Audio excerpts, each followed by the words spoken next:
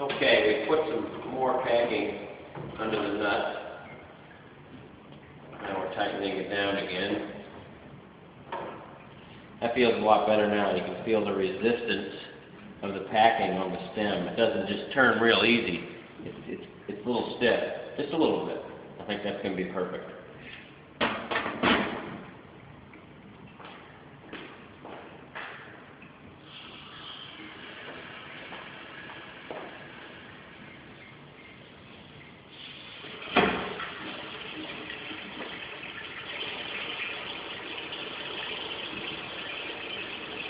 Perfect. The water's on, no drip. So that's how you change the packing in a valve like this. Good as new.